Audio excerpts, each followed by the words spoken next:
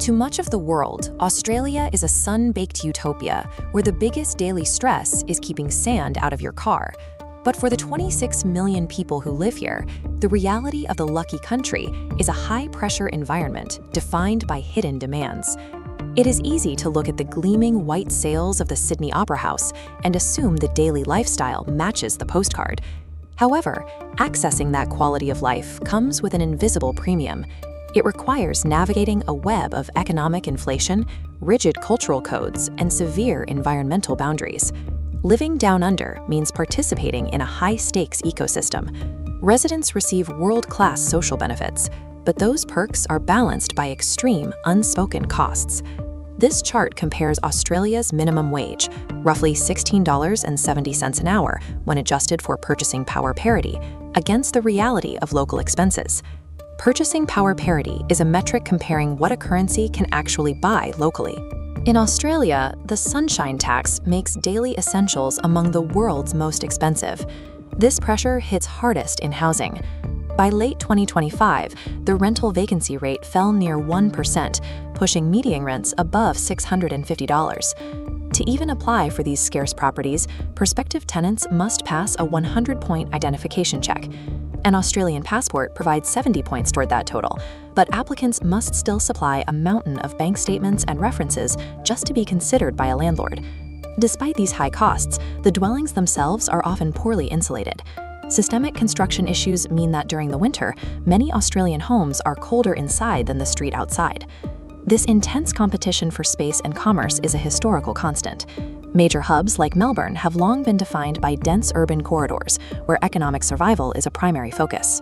In the current market, securing basic shelter operates more like a high-stakes corporate negotiation than a guaranteed right. That corporate intensity is tempered by a unique workplace culture. Offices are built on mateship, a flat structure that rejects hierarchy and encourages the use of first names, regardless of rank. But this relaxed atmosphere is policed by a rigid social code known as tall poppy syndrome. The cultural rule is simple. If a poppy grows taller than the rest of the field, it is cut down. Individuals who boast or visibly outshine their peers are often met with social exclusion or criticism to keep the collective level. This pressure to remain part of the group extends to the daily commute. Australians endure some of the longest and most expensive trips to work in the world, spending hours trapped in dense urban traffic. That sense of confinement is mirrored by the nation's geographic reality. Australia's physical isolation from the rest of the world has shaped the national psyche for generations. Crossing this geographic gap requires massive infrastructure. Leaving the island often involves 20-hour flights and thousands of dollars in travel costs just to reach the nearest global markets. Both the cultural and geographic boundaries of the country force residents to find their fulfillment within the local collective rather than trying to escape it. Australians maintain a deep cultural connection to the outdoors, though navigating the landscape requires a rigorous daily survival literacy. The landscape carries significant macro risks.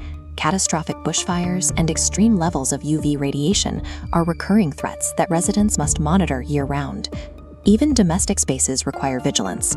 Highly venomous wildlife, like the redback spider, frequently hide in backyards, making the suburbs a place of constant awareness. During certain seasons, even the local birds become a physical hazard.